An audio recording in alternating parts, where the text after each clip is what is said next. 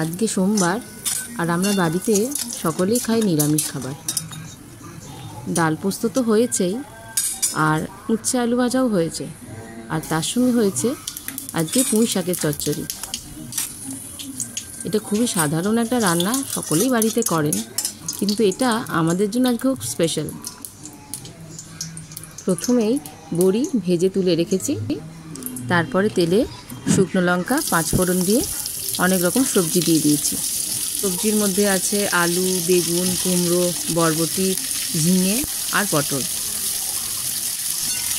এবার খুব ভালো করে নাড়াচাড়া করে সবজিগুলোকে ভাজা ভাজা করব। কিছুক্ষণ নাড়িয়ে ঢাকনা দিয়ে দেব। একটা মশলা তৈরি করে নেব। নিয়েছি 1.5 চামচ মতন জিরে গুঁড়ো, 1 চামচ ধনে গুঁড়ো, অল্প শুকনো লঙ্কার গুঁড়ো আর হলুদ গুঁড়ো। অল্প জল দিয়ে একটা পেস্ট তৈরি করে নেব।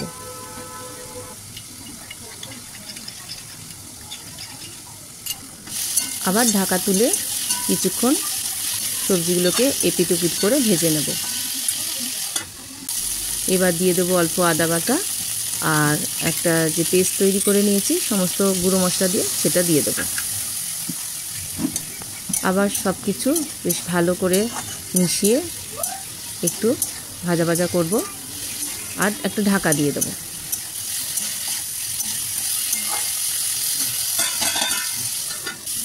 মশলাটা বেশ ভাজা ভাজা হয়ে গেছে। এবার দিয়ে দেবো পুঁই শাক। হ্যাঁ, এই পুঁই শাকই হচ্ছে আমাদের কাছে আজকে খুব স্পেশাল, কারণ এই পুঁই শাক আমাদের নিজেদের বাগানে হয়েছে, তাই আমাদের এই পুঁই শাকের চচ্চড়িটাও আজকে খুব স্পেশাল। নিজেদের বাগানের সবজি খেতে একটা আলাদা স্বাদই লাগে। পুঁই শাকটা দেওয়ার পরে আবার কিছুক্ষণ নাড়াচাড়া করে ঢাকা দিয়ে দেবো। কড়াইতে একদমই জল ছিল না, তাই দিয়ে দিলাম 1 কাপ জল আর ভালো করে সব কিছু মিশিয়ে দিলাম। এরপরে দিয়ে দেবো ভেজে রাখা বড়িগুলো।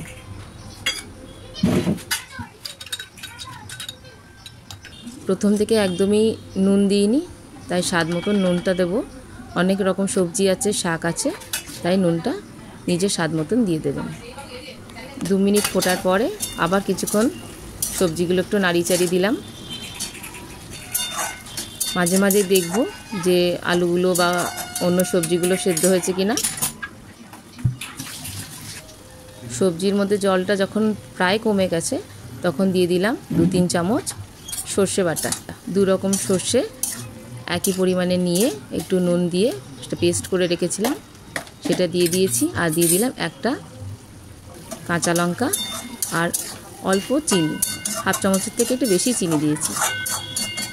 শাক একটু মিষ্টি মিষ্টি খেতেই ভালো লাগে। রান্না প্রায় শেষ, তাই উপর থেকে একটু কাঁচা সর্ষের তেল দিয়ে দিলাম, দিয়ে গ্যাস অফ করে দিলাম। তৈরি হয়ে গেল আমাদের স্পেশাল পুঁই শাকের চচ্চড়ি। আপনারাও কীরকম করে পুঁই শাকের চচ্চড়ি বা পুঁই শাকের অন্য কীরকম রান্না করেন অবশ্যই জানাবেন। টাটা।